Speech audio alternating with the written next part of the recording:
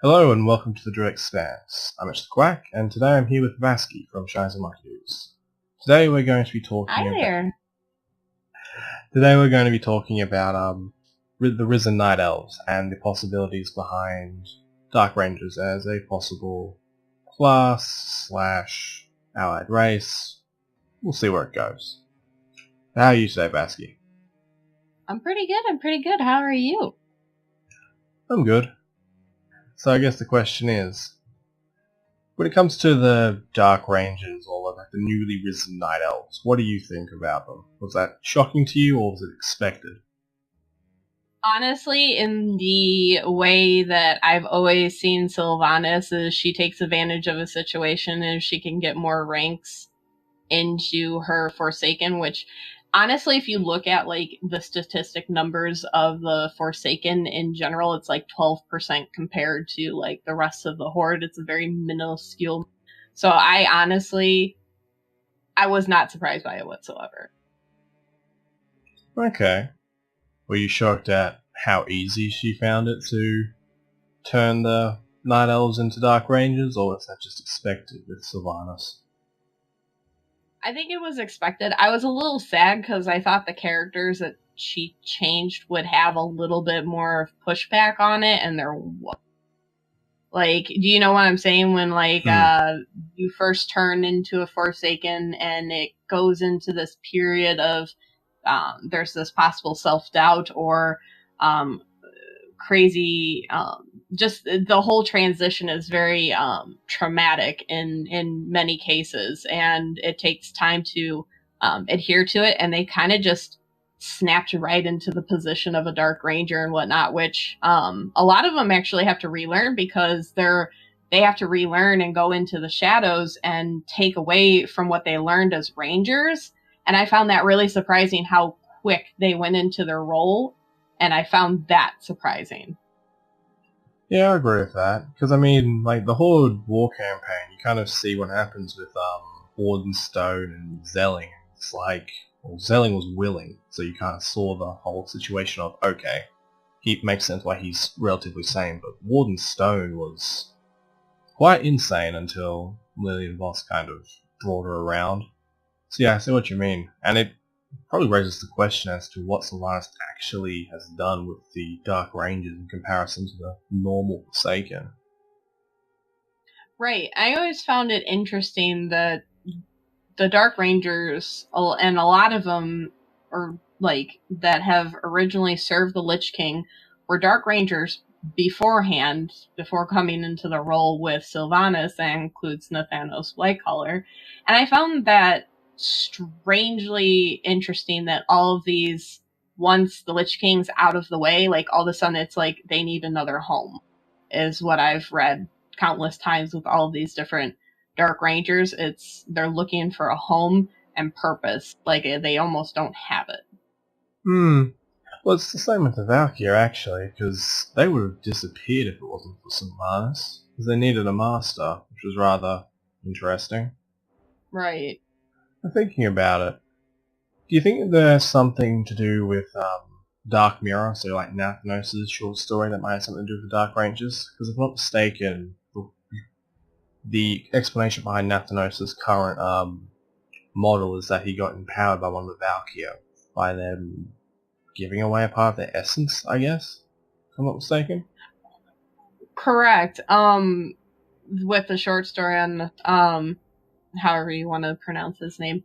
But yeah, a little bit of peace, because wasn't he just kind of wandering and she finally found him again? Because obviously Sylvanas had a connection with him when they were Rangers beforehand for Quel'Thalas, and how they all fell to Arthas, etc., and so forth. But then she ended up finding him, and she was so like happy to find him and turn him over to basically have him in her life again. As happy as Sylvanas will ever show. But yeah, she was definitely happy about it. But, and yeah, you're right, she did bring him back from being, well, a feral scourge, which is an interesting feat in itself, considering, well yeah, most feral scourge never really come back. But then there's also the fact that, like, during the story, it's like the present day story where Nathanos had sacrifices, or sacrifices his nephew, I think, who was a paladin or something, or wanted to become a paladin. Yeah, I believe it was his nephew. Honestly disturbed me that you're more willing to sacrifice a family member for things. I was like, yeah. He's ever so loyal to his Dark Lady. Very much so. Even though in that story it's pretty obvious he's quite oblivious as well. Yeah, it's kind of like one of those, like, puppy dogs that loyally follow, but you never really, like, they don't admit it kind of deal. It, like, is in the back of kind of deal. It's interesting.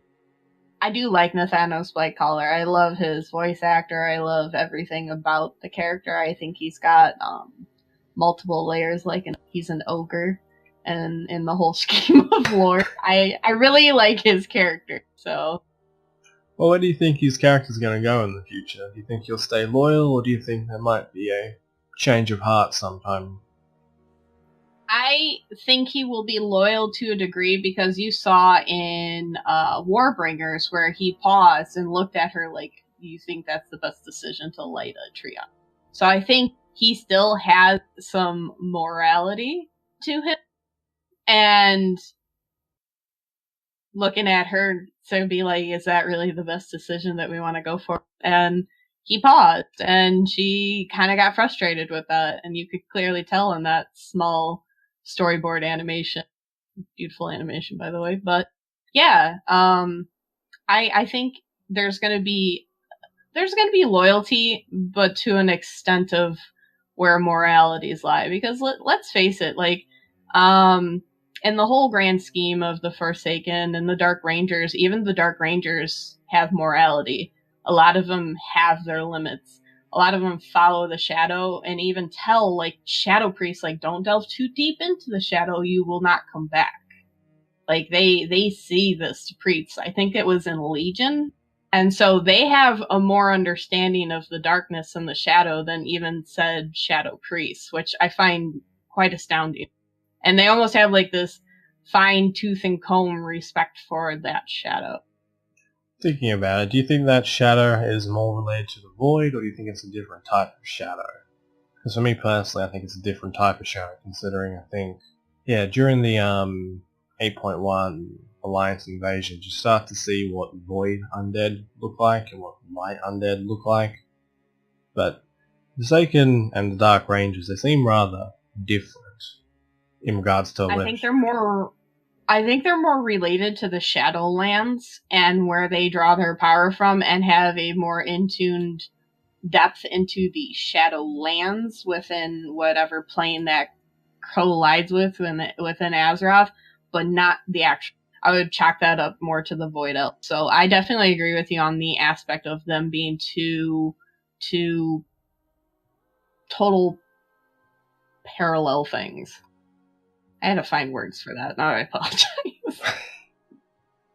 So I guess the question is, do you see the Risen Night Elves, these new Dark Rangers, staying with the Horde, or do you see their future being a bit more uncertain? Right now, with the ones that have been resurrected, I think it's Delarin, and then what's the other one? One's a Warden, and she's the Night Warden. Zero. Yeah, Sarah. Thank you for that. I couldn't get her name off the tip of my tongue.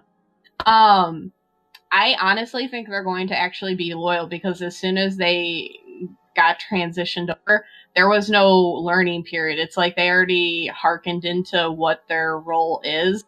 And honestly, I found it really sad with the whole entire situation of things, because the Night Elves are already getting beat down enough, and you lose two pretty interesting characters, in my opinion. And I was kind of hoping that Delarin would not become a Dark Ranger. I was kind of hoping that she would actually survive and, like, maybe flesh her story out more, but, you know, beggars can't be choosers, I guess, when it comes to lore. True enough. That said, at least their character will be developed. She'll just be undead. Yeah. definitely. I'm definitely obviously I play a troll male shaman, and I've been doing that for 14 years. But I kind of want to see the alliance story develop more. We're not seeing enough of it. I kind of hope maybe like as much as I say like I feel that they're going to stay horde, maybe we will get a really nice twist where she kind of harkens into her shadow and everything, but ends up being able to break away and have that free will to go back to the alliance. And I'd like to kind of see that. Maybe. Well, I guess the Well, if question. you think maybe if the Dark Ranger is able to break away and have free will, then that Dark Ranger class could be available to Night Elves and Blood, etc., and so forth. True. Very true. I guess the question I'm more thinking on the lines of with like where these guys may end up. It's, do you think they'll stay loyal to Sylvanas if she, ends up dying or something along those lines? Do you think they'll join the Horde? Do you think they'll join the Alliance? Because for me personally, I think they'll end up joining the Horde, just because it seems like Delaran and Sierra and the Night Elves that have been risen, they don't want to rejoin the Alliance anymore. At least that's the impression I get, as it's like, how would I put it? They don't like Sylvanas for raising them, but they don't have faith in their own kind anymore because they died. Yeah, they have vengeance in their hearts of what happened and what transpired. I think there's a possibility of a quote where I think it's Delaran or Sia, where I think one or both of them said that Elune basically abandoned them and they were more hearken like leaving their kind due to the fact that their goddess kind of walked away in the whole entire math of what went down, which is, I don't blame them for being that way. But I also think there is a possibility of one could stay with Horde and one could stay with Alliance to make Dark Range a two-factor thing where like Sia is so bloodthirsty and really is kind of coming into the Horde more than Delaran is, and I can see Delaran possibly going back to the Alliance and taking her teachings of Shadows to make Dark Rangers on the Alliance. Just kind of like how the Pandaren and Mists of Pandaria, you got the Tushui and I forgot the Alliance name for them, but they had two split offs, and there's that possibility the story could go that way to get Dark Rangers. True. That you mentioned that idea.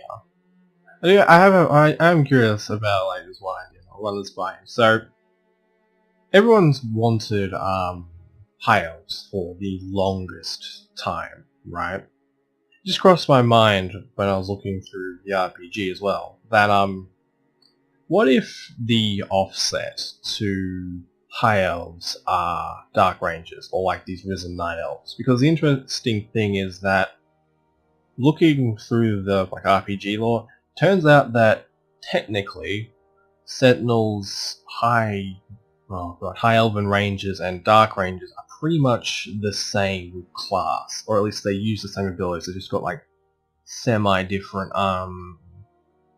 practices due to circumstance and whatnot. But yeah, do you think Right. do you think it would be possible that they kind of, at an allied race, possibly an allied race slash what's the word? Hero class might introduce Dark Rangers to the Horde and High Elves to the Alliance? I could totally see that because there's just so many Harken abilities to it. And what's really interesting about it too is like if they are available to the Alliance, I mean, in both cases for those Dark Rangers to become what they are, they literally had to unlearn nature and what they've learned from nature to be Rangers to then become the darker version, which I found really interesting in how that like kind of manifested and changed for them and how they basically started. They didn't exactly start off as square one. That talent of the archers and everything was still there, but it's just taking that talent and manipulating it towards the shadows, which was always very interesting. I loved it in what I think they made a large presence in Warcraft 3, correct? Yes, I'm pretty sure they did. I'll be honest, I haven't played Warcraft 3. I'm quite excited for the remaster, so I can get into that. Same. I'm very excited for it. I think the last time I played Warcraft 3 was like about a year ago. I think I need to do a playthrough again just to refresh myself. There's so much lore in it that's so juicy and what that, yeah, I need to get back into that again. So true. I mean, I know bits and pieces, but playing through it properly will be good, because they'll give some interesting enlightenment about it in general. Definitely. I will definitely like to see Highborn. So many people are wanting Highborn. Like, for instance, we have a large community that we all like to talk with people, and I think everybody that we talk to in our friend group is really interested in Highborn and would like to see Highborn, even if it's just integrated within all the elf classes and giving just a customizable option. I think is an even great idea. For that, just so people, it's not even like an RP option, but the fact that like you get to experience that, like, because I mean, you obviously got to see Highborn in the Warcraft 3, etc., but in this game, you only really got to experience them in vanilla leveling and random portions like the Badlands. You would find one for a quest line. Obviously, the Chandrilar are still part of the Highborn, but I would like to see that more involved, and that would be pretty great because you'll definitely get a lot more lore out of the Dark Range and how all of these things evolved and became what they are. That'd be a good contrast to each other and just give, a nice story path basically for the future. I mean, we could get something out of it. We're obviously going to see ancient Highborn structures that come out with the Ajara patch and all of that. I know we're kind of going off on a tangent on Dark Rangers, but it kind of all like coalesces into each other. I mean, when you think about like BFA, there has been a lot of elven lore dropped, especially like the Night Warrior and just everything going on with the elves in general. And we're going to Ajara's Palace in 8.2, so there is a lot of stuff to pay attention to. Exactly. Can't wait for it. I do like elven lore as much as I am a Horde. Like, there's just so much whimsicalness in it that I just can't, like, I always gravitate towards back to it on lore standards. There's so much and there's so much depth to it that I just absolutely enjoy it. Thinking about it though, because going back like to the class idea, right? Do you think Dark Rangers by themselves could hold a class by themselves, or do you think they'd cross over too much with Hunters? The reason why I'm asking is because I have this weird idea that if we do end up getting a quote-unquote Dark Ranger class, we might end up getting a sorry for the background noise. We might end up getting a Warden class as well, or at least a Warden class attached to that, because the thing about Cira, right, and just looking into the lore surrounding her, is that she was the Quartermaster and the leader of the Wardens for quite some time while Maiev was off, and she literally trained the new Wardens in how to use a Moonglaive. And it seems like when it came to the Wardens in Legion, that there were a lot of, unique abilities given to them, and you could probably correct me on that. Unique abilities as in well, it's kind of like the glaive abilities, like I guess Cordan. Oh, right.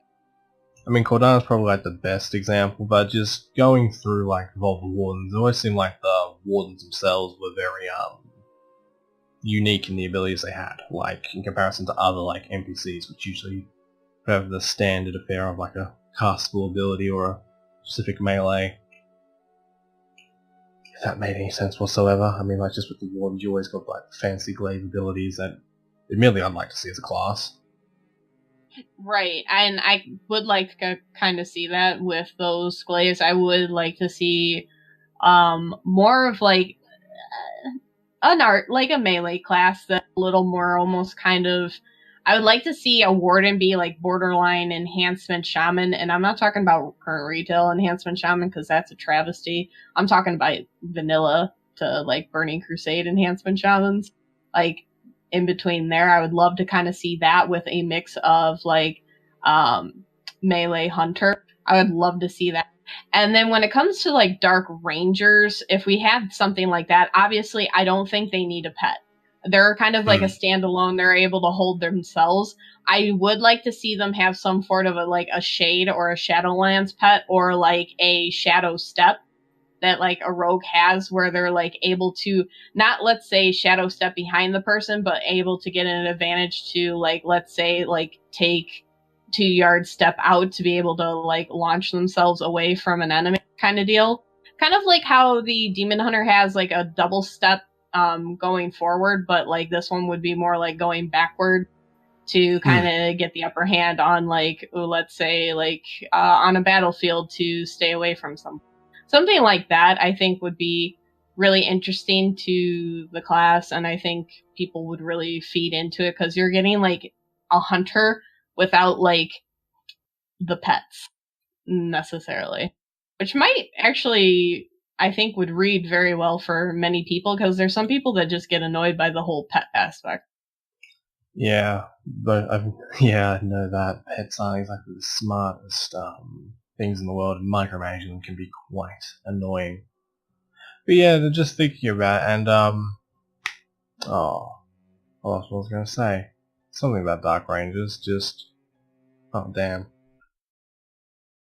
You wanna know what? Actually, since you're thinking of that one thing, what about, I forget their name that's in Arathi Highlands. They were a part of a quest line, and they are a Dark Ranger for Lady Sylvanas, which actually kind of led into the whole Before the Storm, Kalia Menethil Dark Rangers taking out the rest of the what is that called? The Desolate Council, all that stuff. But do you remember? I can't remember exactly what the quest line is, but they have a specific Dark Ranger go out to look at Stromgard to actually seize it because it's been taken under the Syndicate, and you've got ogres there, etc., and so forth.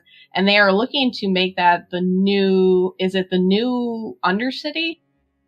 Oh, didn't know that was there.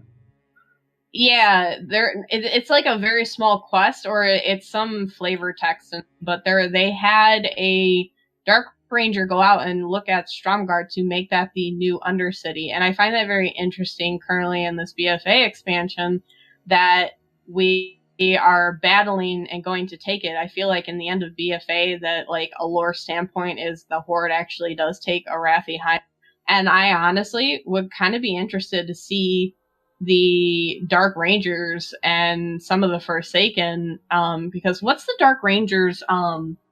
They have what's their underlining? They have a cult.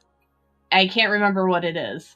Cult of the Forgotten Shadow. That's what it is. I would kind of like to see Stromgard, since the Dark Rangers are so interested in that area. I would kind of like to see it if we ever got Dark Rangers to actually have that be their stronghold, and like almost like kind of like a class order hall of their hub of like the Cult of the Forgotten Shadow. I would love to kind of see that, and where like Nathanos is making more and more, like he is currently focusing on making more and better and more efficient Dark Rangers, not just for Sylvanas, but for like the Forsaken in general. So like this is like the next like step in all of that. So I would honestly love to kind of see that. I know I kind of went off on a tangent on that, but I was like thinking of that whole entire, it's like a quest text or a flavor text. I can't exactly remember, but yeah, this Dark Ranger is looking for a new Undercity in the whole scheme of things. Well, there's no problem with going on tangents. It's half the fun of this. I'm thinking about it. Now that you mention it, though, actually, there's a question. When it comes to Nathanos and Sylvanas, given the choice, who do you think they'd follow? Like, do you think they'd follow Nathanos, or do you think they'd follow Sylvanas? I think right now, since Nathanos is the main one that's training him and whatnot, I think Nathanos would be the main guy. And I have to say, too, if anything ever happened to, let's say, Sylvanas, if she ever did succumb and pass away, or basically went into hiding or got severely hurt, I think Nathanos would be the next one to take over for the Forsaken. That would definitely, I can definitely see that happening. I guess the question is, do you think you'd set part of a horde? Or do you think Sylvanas is going to go truly off the deep end and he may end up having to, well, put it down himself? there's that possibility. I think Nathanos would be the only one to be able to put her. As in the only one to get close quite enough? Yeah, the only one to get close enough and realize the folly in things, and yeah, I think Nathanos would be the only one to take. Okay. But yeah, when it comes to Stromgarde, that would be an interesting place for the Forsaken or the Dark Rangers to set up. I mean, I'm just thinking about it, it's like, would the Alliance really lose Stromgarde though in the current climate of things? Because everyone's convinced that Stormwind's going to fall, and I'm personally convinced of it as well, so I think Stormwind would be a better place.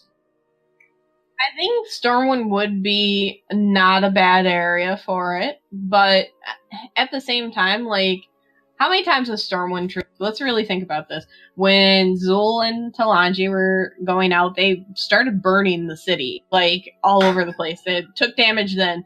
Garrosh went onto the shores of, when we were fighting him in Miss Pandaria, went onto the shores and actually ruined most of the dock area and was actually starting to lay siege into it with shots. Isn't that correct?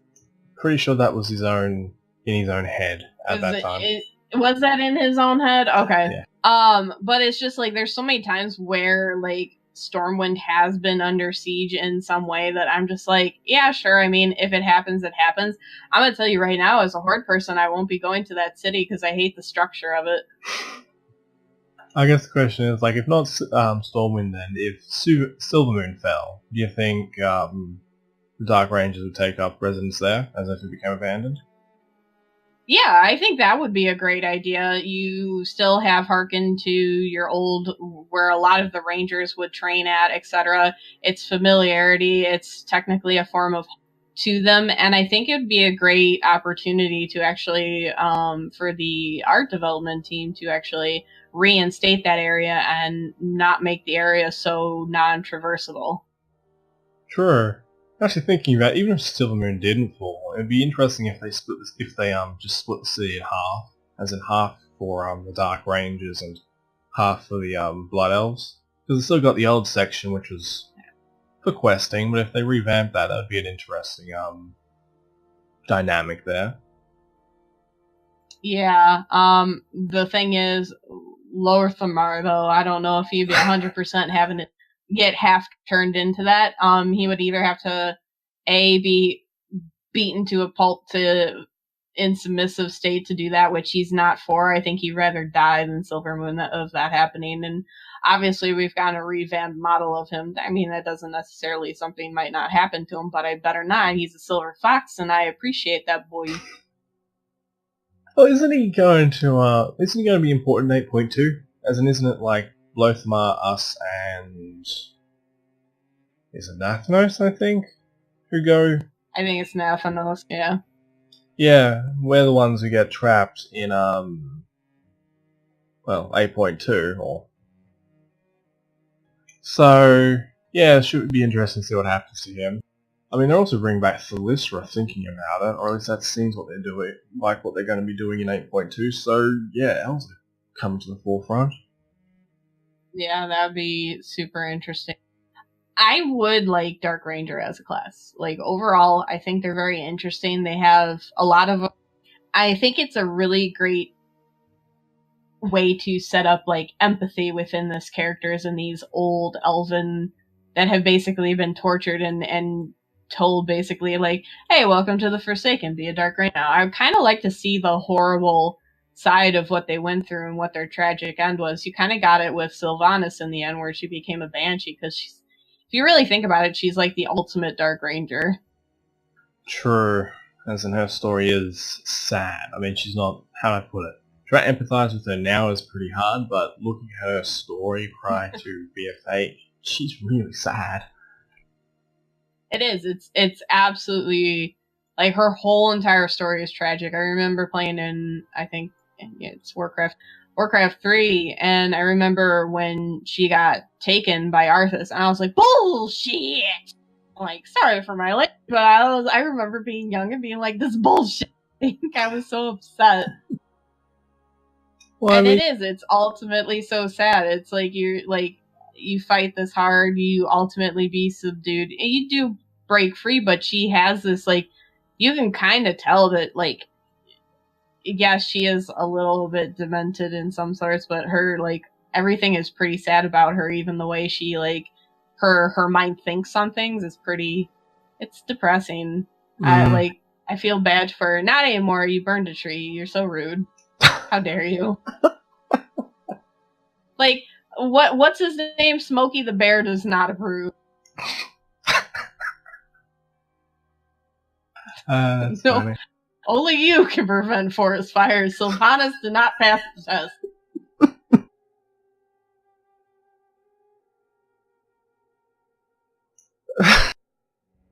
Sorry. That's funny. That's great. So I'm actually thinking about like the tragedy of the Dark Rangers. I guess another question is like, do you think they should exist? Because I mean, something that's kind of come up in BFA, which is interesting, I guess, question is, should the undead exist, or should they have the ability to, I guess, quote unquote, procreate? Considering what they're doing is not precisely natural, but they are, well, just continuing on their species basically. I mean, I don't even think the option for them is to procreate at this point, because they technically are forced. They're just an elven form of the Forsaken that hasn't really disintegrated, or their bodies have rotted. They're like the pristine, perfect form of what a Forsaken would be, in my opinion. What I mean by like procreate is like create new Forsaken, like through whatever means. They use the Valkyrie to procreate and create new Forsaken in general, but I guess the question is like, do you think that's like okay, or do you think nah, they probably shouldn't be doing that? Honestly, so if you wanted more, obviously Sylvanas or Nathano is going to make them. In my opinion, if you wanted to raise somebody, let them choose to be one or not, and kind of just,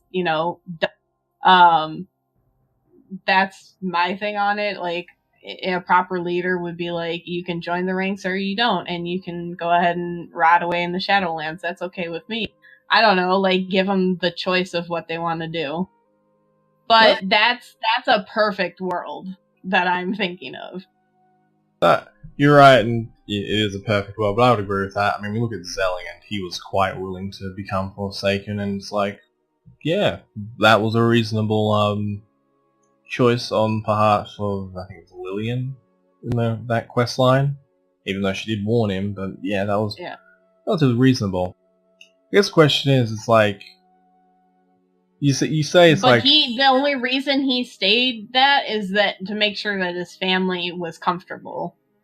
That's the only reason he continued to do his work and got changed that way. He was going to completely, like, lose and go off the rails until, like, basically they promised him that his family could live a comfortable life without him being present.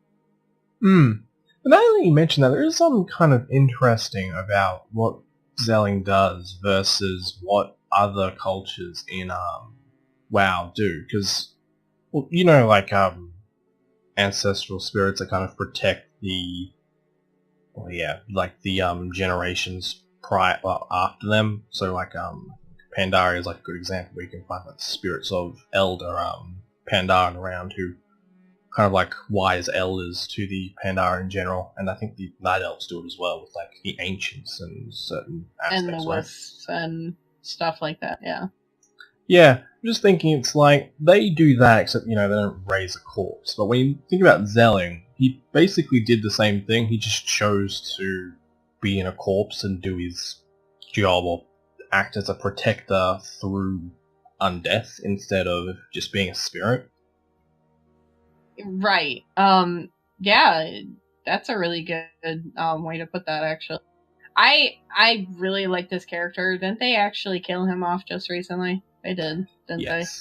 Yeah. Rude. I was actually really liking his character development. I just love the fact that, like, you have this... He reminded me of, like, what the Desolate Council turned out to be, because the Desolate Council were these Forsaken that were very, like, bloodthirsty and wanting to go do this, had very scourgeous qualities of what they originally are, and then the Desolate Council form. He literally is like the epitome of what the Desolate Council is. Like, he would have made a perfect Desolate Council member. I guess the question is, when it comes to the Desolate Council, I'm assuming, like, their deaths were a tragedy, but I guess the question is, do you truly blame Sylvanas for what happened there, or do you think what she did was kind of justified considering circumstances? Well, the thing is the whole entire Before the Storm, since this involves Dark Rangers taking out the Desolate, I do not think it was justified, because one, she allowed them to go there. She already didn't agree to their Desolate Council and them wanting to take their original names, because then you have the Fellstone brothers that are from the Arathi Highlands. Really, they're like, if you haven't noticed, me and Locke are like super obsessed with the Fellstone brothers. They're incredible in the book. Like, absolutely heart-wrenching when they pass away. Literally broke our hearts. But the whole entire thing with the Desolate Council and all that, I don't think it was justified with Sylvanas do, because what it did, that was her literally showing her weakness, seeing that when that all happened and they wanted to go to the Alliance and they saw that solitude, there was even Desolate Council members that were running back to her and who were still loyal to her that got shot down. And that was absolutely heart-wrenching, because that shows that Sylvanas was not comfortable with the situation and she felt she was losing grip on her Forsaken people. That's the issue of it. She should have been a proud leader, even if they said, I want to see my family and people, because that's what was happening. What she didn't like is that these family members got to see their human people that were still alive, part of their family. And that made her nervous that it was going so well and that the Alliance was accepting the Forsaken who they were. Like, there was change, there was positivity going in the right direction, and she faltered and she got terrified in that moment. That's not justified. That's not justified at all. If anything, I find that just as bad. You're literally committing a genocide on your own people. That's bullshit. Okay. I mean, I'll play devil's advocate here, because, gotta be controversial. Because I get what you're saying there, but I'm just thinking about Sylvanas' experience in Undeath, and Dathomos even says this during VFA, but it's like she's reached out to quite a lot of people in regards to the living, and just about every single one of them, actually no, every single one of them except for the emissaries from the Horde have turned her away, and they have treated the Forsaken with general scorn, disdain, just as, it's instead of people. And so when it comes to Desolate Council, it's like, how I put it, I know it's like, killing them?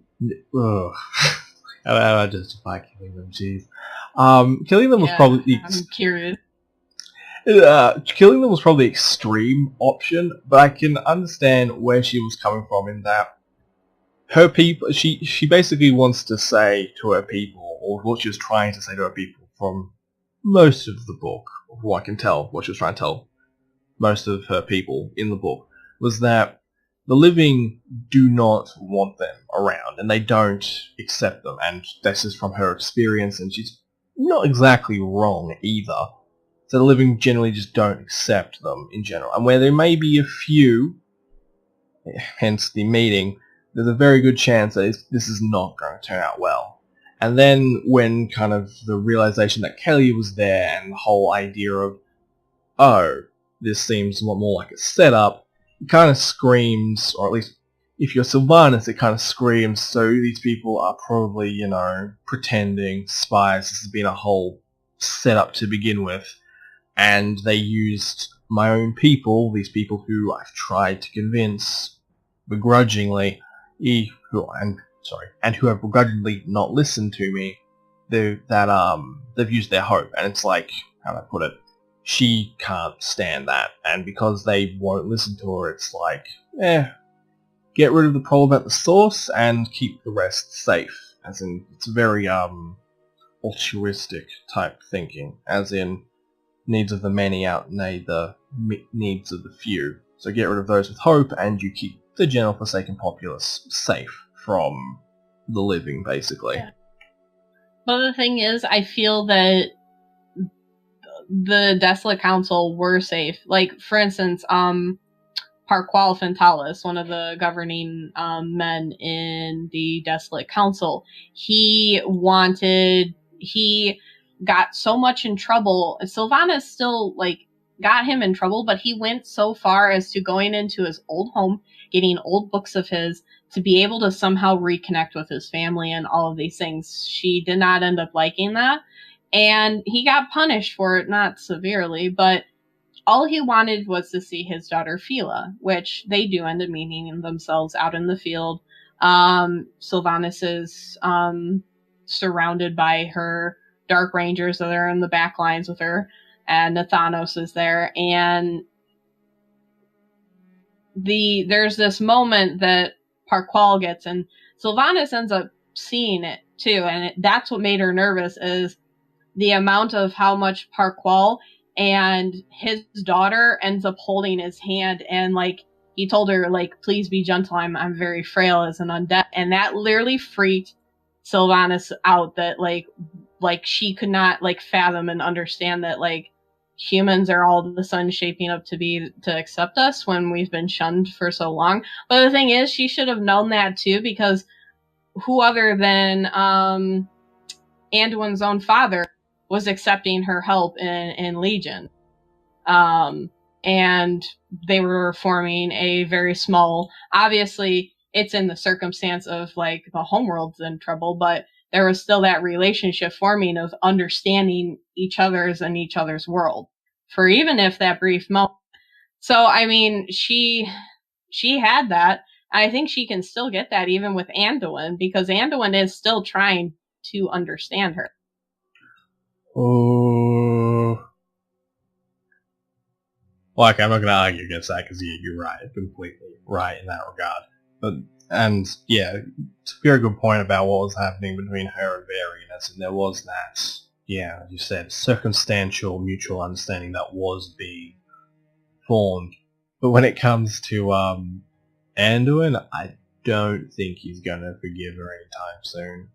And I don't think he will quite willingly accept her surrender. I mean, I know he loves peace, but it seems like the one thing he has on his mind right now is, I will not, under any circumstances, let her live to the end of this war. Or, like, I have to kill her. That's the one thing I think he has on his mind when it comes to Sylvanas. Really? I think it's the fact that, like, I think it's not exactly kill, but because basically what I've seen out of it is that he wants to take her out of the position of power over killing. True. At the same time, though, I get the impression he's getting angrier and angrier, and as the situation goes on. I mean, like, the Lost Honor trailer, just like cinematic, just as like, as an example, that I generally found that he had started to lose that peaceful nature he had, and he kind of started to give up on certain standards, because as he mentions, like, Stormwind's almost, well, practically empty now, as in there's only, what, farmers and whatnot, like civilians basically, and right. And depending on the circumstances, a lot of, well, bad things could still happen during BFA, especially with Sylvanas and Zalatath. So depending on what happens, she might break the camel's back thoroughly. I give it like one more big event and he'll just be done. He'll go the Retribution Paladin route. As we're talking about the whole entire, like, Sylvanas, Zalatath, Dark Rangers, you know, this whole intermediate mix of things. Now, with the Dark Ranger, of you thinking of a possibility of a class in the future, we don't know when, uncertain. It's kind of just a speculation on it, of what we might like to see, might not, who knows.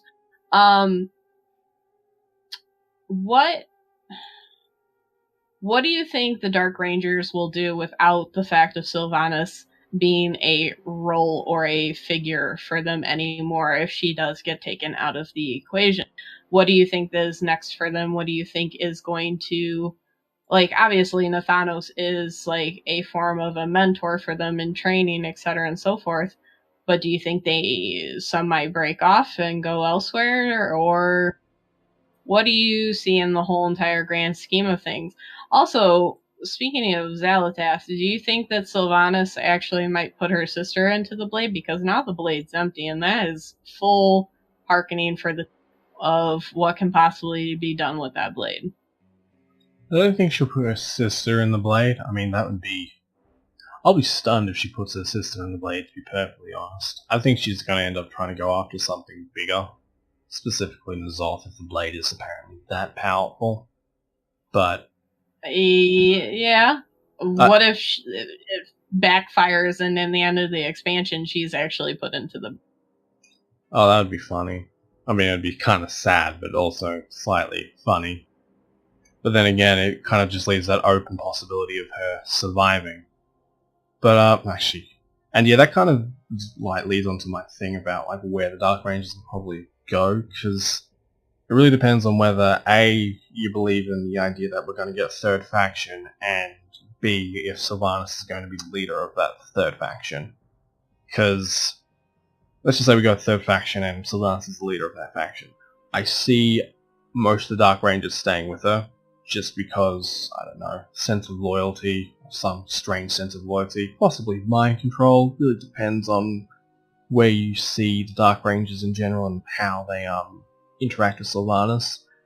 And then if she dies, well, yeah, I generally see the Dark Rangers sticking with the Horde. But generally, then again, I find that most of the Dark Rangers will just follow wherever Nathanos goes. And that's the kind of thing, because if Sylvanas survives, I just can't think of why Nathanos would stay with the Horde, and I want to see him, well, yeah, I'll be biased here, I want to see him stick around because I do enjoy his character as well. Same, I enjoy his character very much. I can totally see where if the Dark Rangers don't have a form of a leader, and same for Nathanos, I see them taking them and making a new Undercity and kind of, gang Greymaining themselves as a wall and kind of staying to themselves to a degree, because if you really think about it, with Nathanos' character originally, before he became a Dark Ranger, he was more of a comfortable person. He was very laid back, kind of like not into the whole like scheming. He's become like the ultimate little schemer when it comes to poisons and things. He's quite tactical, and I think he's only tactical in the sake of like Sylvanas' means of what her goal is. Other than that, I don't think if she's in the mix, I think he'd rather be at home just chilling. True. So true.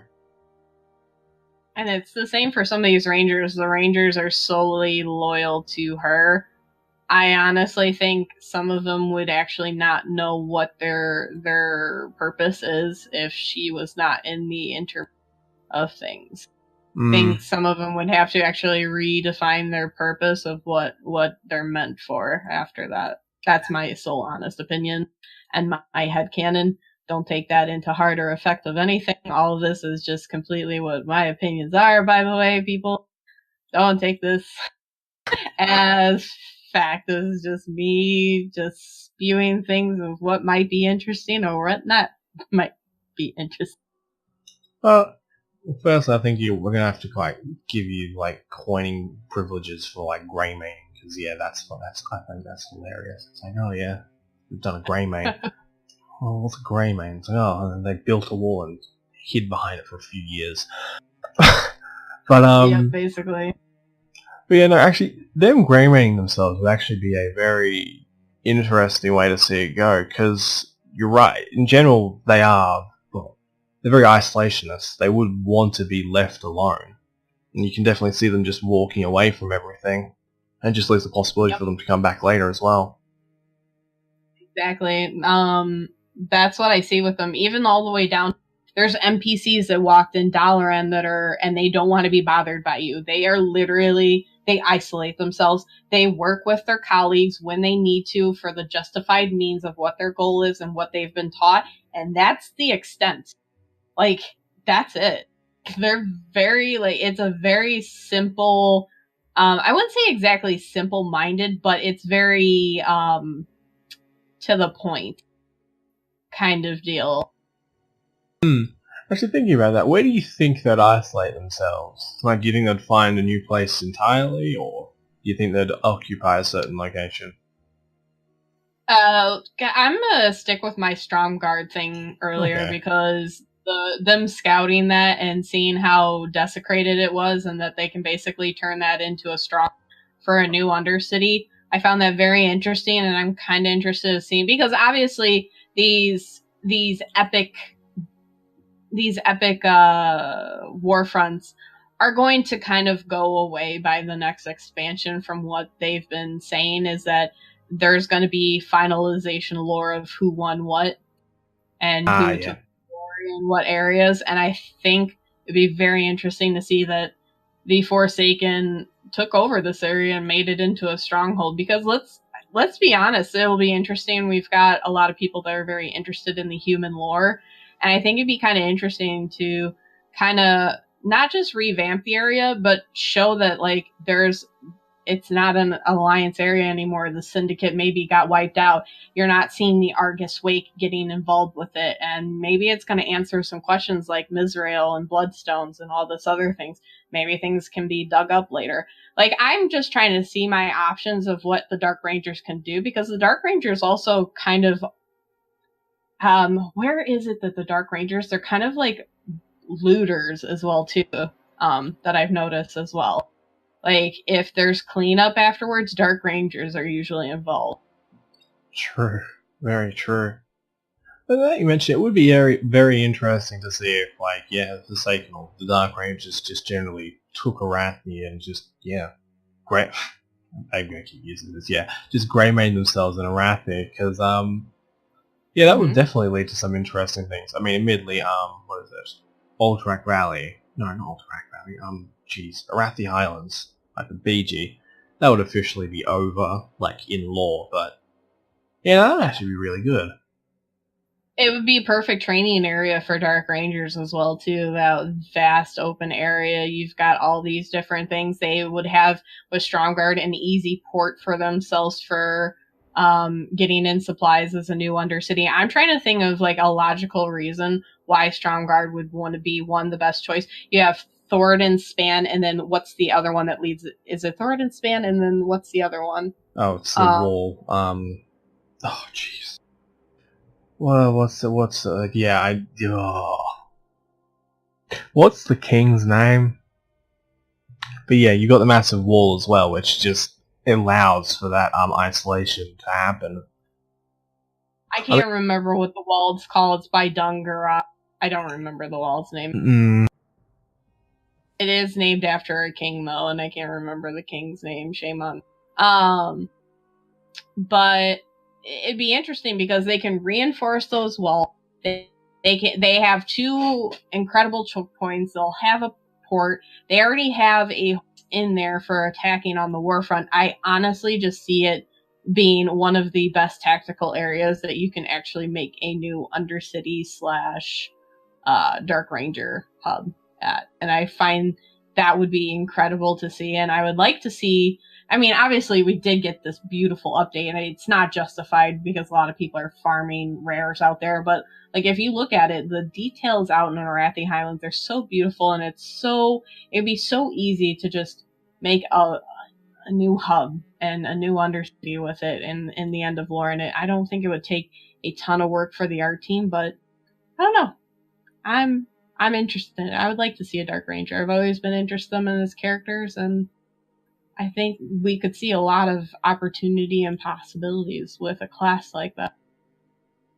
I mean, yeah, like I said, there's a lot of things you could do with Dark Rangers, to say the least, and I personally would like to see them maybe shoehorn in Wardens as well as like a attachment to that, because you really could with Sia.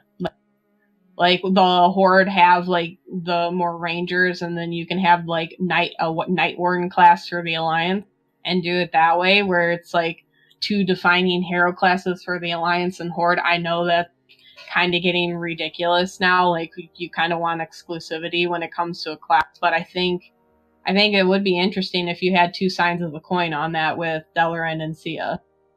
Sure. But I figure if you're going to go for a Warden class, if you wanted to bring it to both, you'd have Sierra join the Horde. And then you could say, like, Mayev's training you Wardens in some way, shape, or form, and you got Sierra doing the same thing.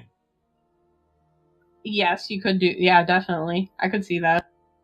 Oh, that's what I wanted to mention, is remember how we were talking earlier about the Dark Ranger class and all of that, and how they actually take a great shock? I forgot about the ability that they lose. They lose, what's it called? Woodland Stride ability. They lose that. So... What's the Woodland Stride ability? Let me look it up real quick. Basically a nature spell that's similar to, like, Warcraft and whatnot. It's, like, immune to, like, web maintain. Like, it's basically, like, you're not gonna get ensnared, essentially. Oh, okay. What do they gain instead of that? Or don't they gain anything? Basically, just learning the arts of the shadow instead of a while they're having to flip-flop what they've learned in life and taking on what they've learned in death. Okay. Yeah, basically anything, like, with a ranger that, like, lost their form of druidism and connection to nature, and then they basically have to unlearn anything they have connected to nature and cling on to shadow to learn what they need. Okay. Yeah. Another really cool fact about Dark Rangers is they have a better understanding to the shadow even more than the Forsaken themselves. They're so in tune with the shadow that it's almost like a part of them and who they are and what they stand for. Like, you know how the Forsaken are like, embrace the shadow kind of deal. Like, that's minuscule compared to what the Rangers have. As in the Rangers have embraced the shadow. Literally in all forms. Hence why the statement I said where I think it was in Legion, they warned with Xalatath and everything. They literally warn Shadow Priests saying, don't delve too far into the shadows, you cannot recover from it. Like, they literally say, like, you can't go so far in, there is no point of return. Like, they don't like, they delve deep into the shadows, but they have a deeper understanding than basically anything on Azeroth comparatively to other, like, classes, etc. and so. I'm actually thinking about it, do you think that might have something to do with the, I guess, the original Dark Rangers, at the very least, in Sylvanas being Banshees? Because the thing about the Dark Rangers is that technically there are like two iterations of them. As in, you have the originals, which were created by Arthas, which were more Banshee-esque, or at least Sylvanas was a Banshee, took her body back, etc., and I think she helped the others do the same. Then you've got the more new versions of the Dark Rangers in BFA, which are just raised by Sylvanas with the help of the Valkyria. Which, interestingly enough, funny enough, it kind of matches the Death Knights and Arthas as well, thinking about it. As in, you had Gul'dan's initial Death Knights, then later on you had Arthas' Death Knights. Right, exactly. It does shape into that. It's just, I find it very interesting now that Nathanos and the Valkyrie are able to, they literally, like, get very fresh bodies to do this, and they're literally making, like, the perfect race of first at this point of what I'm learning with the Dark Rangers that they are resurrecting. Like, they're not really resurrecting per se Forsaken anymore. They're literally, like, making the perfect undead. I guess the question is, like, do you think that might be a dynamic that might change? As instead of the Forsaken being, well, I guess, Horde-based, they might become, I guess, like, light-bound related Forsaken, and then you get the Dark Rangers, which are the other. form of undead?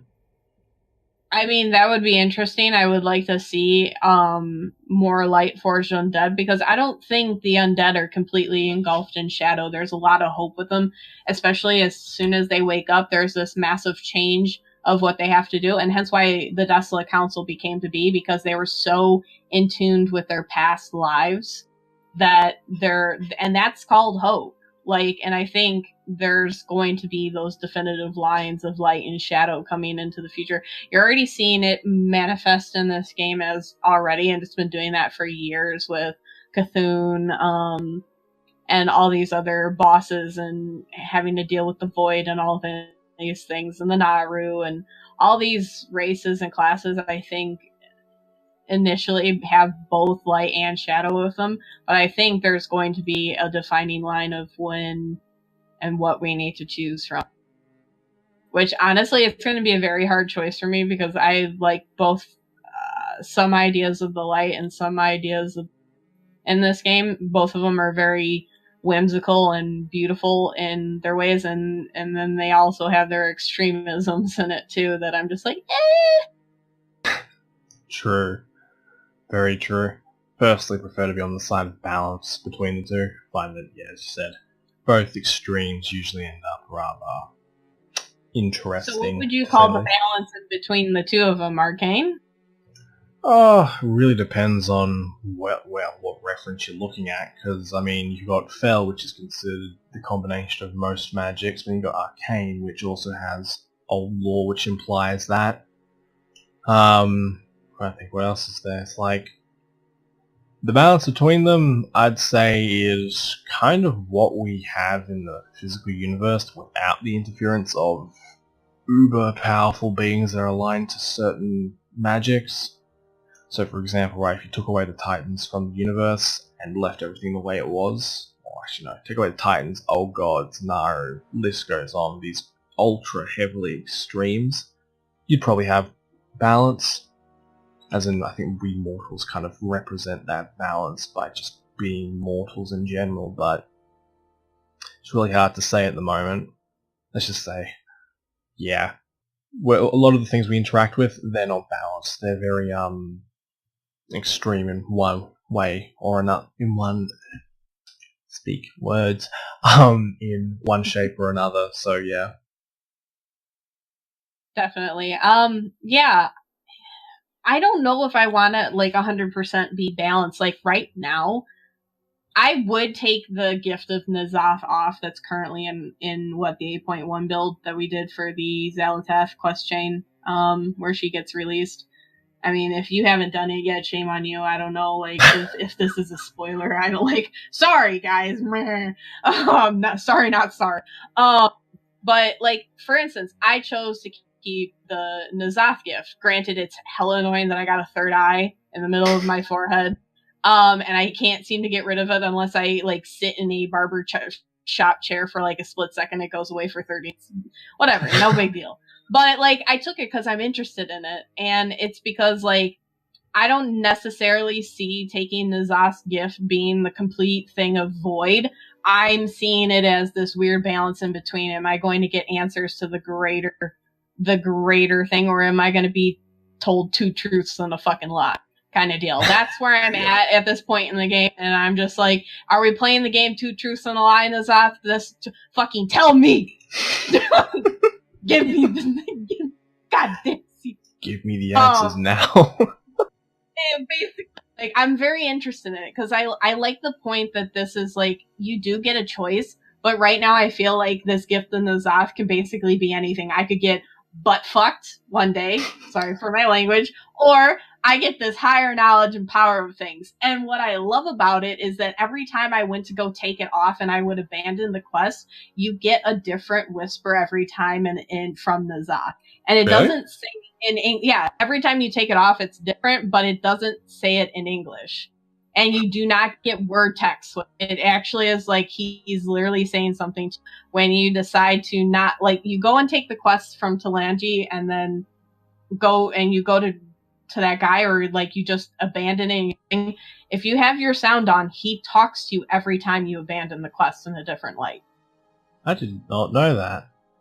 Yeah, I started playing around with it, and I wanted to try and dig at it and see if I could understand anything from it, and I've gotten fucking nothing from it. It could be just something beautiful, and they're like, here, let's just have Nazat say some real dumb shit to you and make you fucking think a little bit more, which it did. It made me abandon the quest at least 20 times. And pick it up. So, I mean, MVD. But so like something similar, I'm liking that we do get to have these choices, and I'm kind of hoping it's not these ultimatum choices. I'm kind of hoping it stays in this gray area. Yes, I did choose Sarafang in that one quest line because Zappy Boy is involved, and who doesn't fucking love Zappy Boy? I love Zappy Boy because finally we got a troll in a stupid cinematic that I've been waiting for since forever. A troll that simply rode it, I think, in Burning Crusade trailer. Back in Burning Crusade when they announced it, and they had a troll randomly hop around on his little like raptor mount. And I went, that's not enough. I don't see the face. Shame on you, Blizzard. Like, I was so upset. I was like, ah!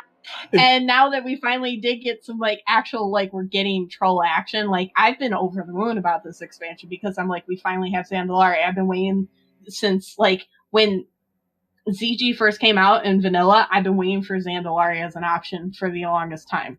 They're so cool. I love the idea of them. They have so much rich depth. I know we're totally going off on a tangent. I apologize. But since we're talking about Dark Rangers and the choices in these games, like I want this. I want Dark Rangers to be a choice. I want these gray areas being brought into the light. Like I really want to see more of this. No, I agree with that. I completely agree with that. It would be just, so much more fun having some more interesting choices there, just to add a bit of flavour and like see what happens. But unfortunately, our hours like hit the point. But you've got something to say, so keep going. Do I? I don't know. I like to ramble. I'm a rambler. Yo, what up, fam? Follow me. No, follow me on Instagram. I'll ramble all day. No, I'm just kidding. But yeah, I don't know. I just like talking about all this kind of stuff, and like, granted, this was a Dark Rangers conversation, but like the whole entire thing of like Dark Rangers leads one thing into the. That's the beautiful thing about lore in this game is that everything kinda like leads into one to another to the next to the next. It's like a almost literally like a never-ending story, and that's what I love about it is that it can just the possibilities are endless. True enough. Well, it's unfortunate that like we've reached the time limit for this podcast. But do you want to come back next time and I don't know, want to make the subject trolls because we know you like trolls. Well, let's be honest, you really. Oh God, I love trolls. I play a troll male shaman for the last, it's going on 15 years. I can talk about trolls all day. If we want to talk about trolls, let's do it, boy. I'm ready. Oof. You get me all excited about talking about trolls. Ay. I mean, literally, we can talk about trolls, we can talk about low, we can do it all. Boy, I'm down. Let's do this. Okay. Next podcast, we'll do trolls, okay? Next time we do this, we'll do trolls. Heck yeah. But the thing is, what kind of trolls, though? There's, like, so many possibilities talking about trolls, though. Yeah, we'll just make it, we'll start at 1, finish the hour, do a part 2, part 3, however long it takes, because, this is fun. Sounds awesome to me. I love it. But yeah, until next time, thanks for listening, and see you around.